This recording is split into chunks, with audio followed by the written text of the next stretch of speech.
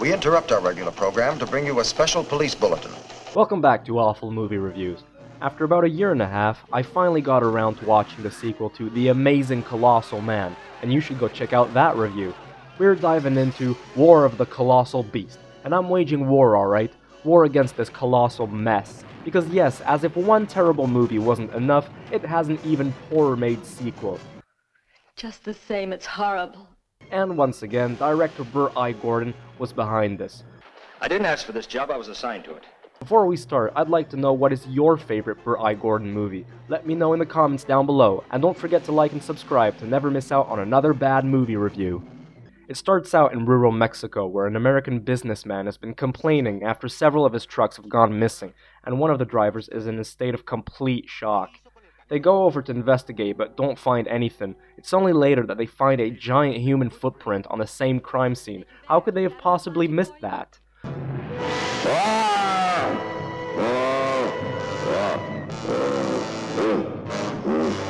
Well, Glenn Manning is still alive, although he's now disfigured and acts more like a monstrous beast than a man. I've read a couple reviews, and overall, some people seem to prefer this one to the first flick.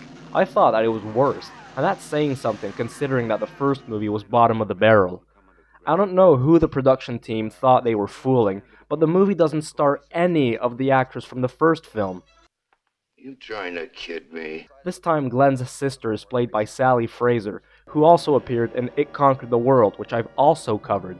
And it shows that she wasn't in the first film. She keeps talking about Glenn like he could be saved, if she could just try reasoning with him, whatever that means, even though it's been made perfectly clear all this time that her brother has become a giant rampaging and murderous monster that needed to be put down. In fact, for some stupid reason, the producers didn't even want audiences to know that this was connected to the Amazing Colossal Man. My theory is that they were just too ashamed of it, although in this case it's like the pot calling the kettle black, because the least that I could say is that they didn't do any better here. Well, those are the facts. Glenn is put down, and then he's brought back again to the States. The characters have not learned anything from the first movie. The Colossal Beast escapes again, twice, and runs amok. Gee, who could have seen that one coming? And all of this could have been avoided if the characters hadn't taken such stupid decisions. What were they thinking? The characters also forget that in the first film, the scientists developed a cure for Glenn to get him back to his normal size, something which is completely put to the side here. And I know that I've already mentioned this, but I'll say it again. How can he not be found? If we don't get him before he decides to move to another mountain, we may lose contact with him for weeks. This guy is literally the size of a mountain, and you're worried about not being able to find him. It's not like if he's trying to be discreet. He never shuts up.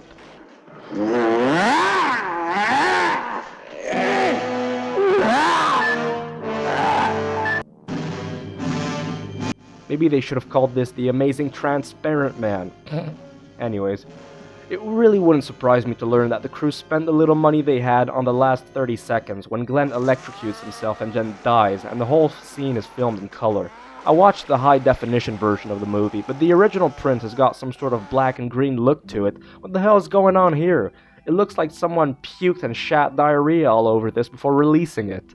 So bottom line, 1950s sci-fi B-movies almost never got a sequel, and of all the films to get one, The Amazing Colossal Man did, and it gets this.